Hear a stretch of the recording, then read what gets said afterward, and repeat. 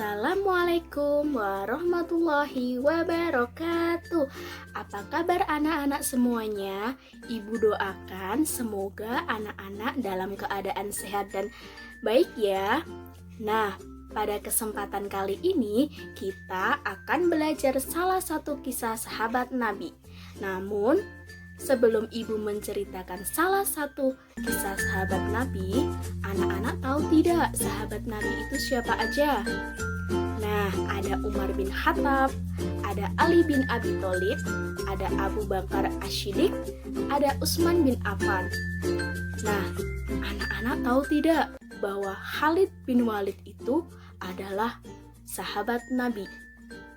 Jika belum tahu, ibu akan menceritakan kisah Khalid bin Walid sang pedang Allah. Dengarkan baik-baik ya dan perhatikan. Cerita sahabat Nabi Khalid bin Walid sang pedang Allah. Karya Ulfa Hati. Penerjemah Reni. Inilah senjata baruku, pedang sakti. Kata Bilal sambil mendatangi Hasna yang sedang bermain boneka. Hei, boneka-boneka, kamu harus tahu senjata baruku, pedang sakti.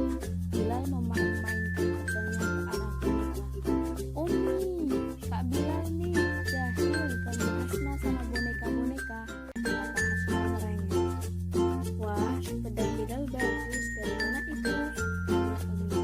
Bilal buat sendiri Umi, dari kertas koran, kata Bilal sambil tertawa. Pintar Bilal, terpikirkan membuat pedang dari kertas koran, tapi jangan dipakai mengganggu adiknya ya, kata Umi. Iya Umi, Bilal kan hanya main-main.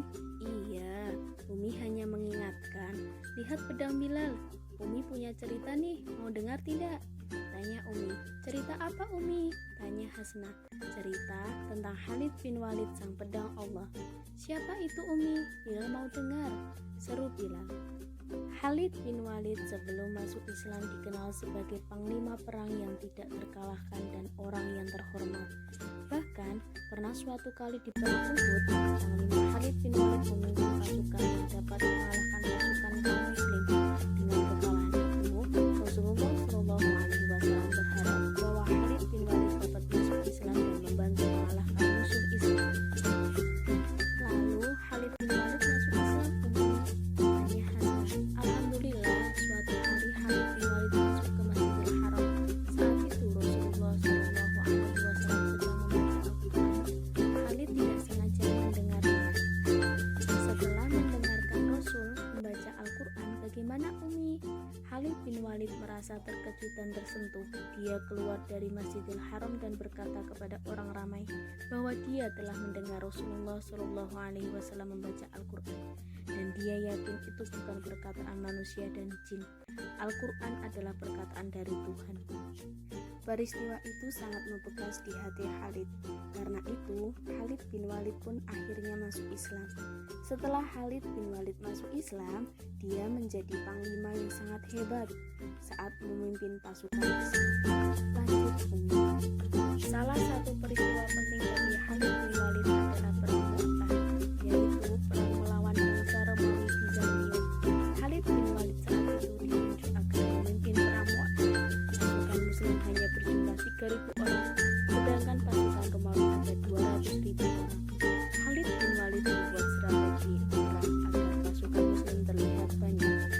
Karena strategi yang dibuat Khalid bin Walid, pasukan Romawi merasa takut dan mundur sebelum berperang. Pasukan Muslim pulang dengan selamat ke Madinah, cerita Umi.